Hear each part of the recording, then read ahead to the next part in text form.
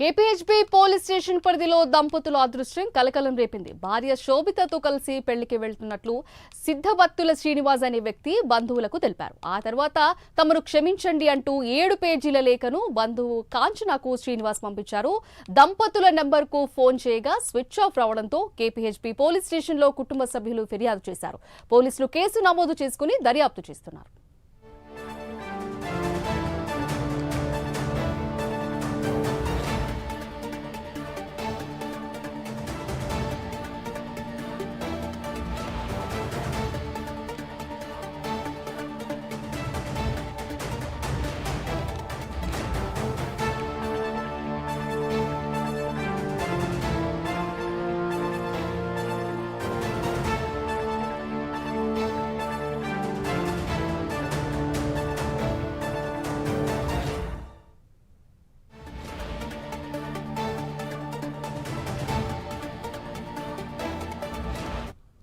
KPHB police station పరిధిలో దంపతుల అదృశ్యం కలకలం రేపింది. భార్య శోభితతో కలిసి పెళ్లికి వెళ్తున్నట్లు సిద్ధబత్తుల శ్రీనివాస్ అనే వ్యక్తి బంధువులకు తెలిపారు.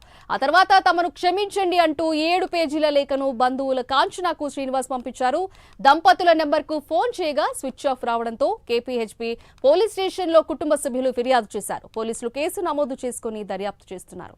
దీని గురించి మరింత సమాచారం మా ప్రతినిధి కుమార్ అందిస్తారు. కుమార్, చెప్పండి. Thank you Sindhu. KPH police station పరిధిలోని దంపతులు అదృశ్యం ప్రస్తుతం కలకలం రేపిందని చెప్పొచ్చు. ముఖ్యంగా ఏదైతే ఈ దంపతులు ఇద్దరు కూడా ఒక పెళ్లికి వెళ్తున్నట్లయితే తమ బంధువులకైతే చెప్పారు. భార్య శోభతో కలిసి ఏదైతే పెళ్లికి వెళ్తున్నట్లు కూడా సిద్ధబత్తుల శ్రీనివాస్ అనే వ్యక్తి ఏదైతే తమ బంధువులకు తెలిపి పెళ్లికైతే వెళ్ళడం జరిగింది. ఆ తర్వాత ఏదైతే తమను క్షమించండి అంటూ కూడా 7 పేజీల లేఖను తమ బంధువైన కాంచనాకు ఏదైతే శ్రీనివాస్ అనే వ్యక్తి కూడా పంపించడం జరిగింది. దంపతుల నెంబర్లకు వెంటనే ఫోన్ చేయగా కూడా ఫోన్ స్విచ్ ఆఫ్ రావడంతో కూడా ప్రస్తుతం ఏదైతే కుటుంబ సభ్యులు కూడా కేపీహెచ్బీ పోలీస్ స్టేషన్ లో ఒక ఫిర్యాదు అయితే చేశారు. ప్రస్తుతం పోలీసులు దీనిపై కేసు కూడా నమోదు చేశారు. దీనిపై పూర్తి విచారణ అయితే చేపడతామన్నారు.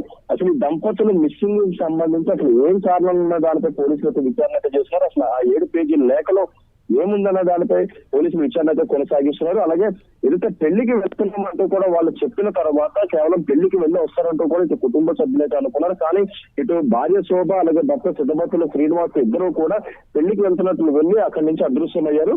ముఖ్యంగా వాళ్ళు ఏదైనా బలవన్మరణకు పాల్పడ్డారా లేదంటే ఎక్కడికైనా వెళ్లిపోయారా అనే దానిపై పోలీసులు విచారణ అయితే కొనసాగిస్తున్నారు. అలాగే తమ బంధువు అయిన కాంచనాకు తమను క్షమించండి అంటూ కూడా 7 పేజీలు లేఖ కూడా పంపించడం కూడా ప్రస్తుతం ఏదైతే ఒక సందిగ్ధంలో కుటుంబ సభ్యులు అయితే ఉన్నారు. ప్రస్తుతం పోలీసులు అయితే ఆశ్రయించడంతో కూడా పోలీసులు ప్రస్తుతం కేసు కూడా నమోదు చేశారు. దీనిపై పూర్తి విచారణ చేపడతామంటూ కూడా ఇక పోలీసు వర్గాలు అయితే తెలియజేసేసింది. Thank you Kumar.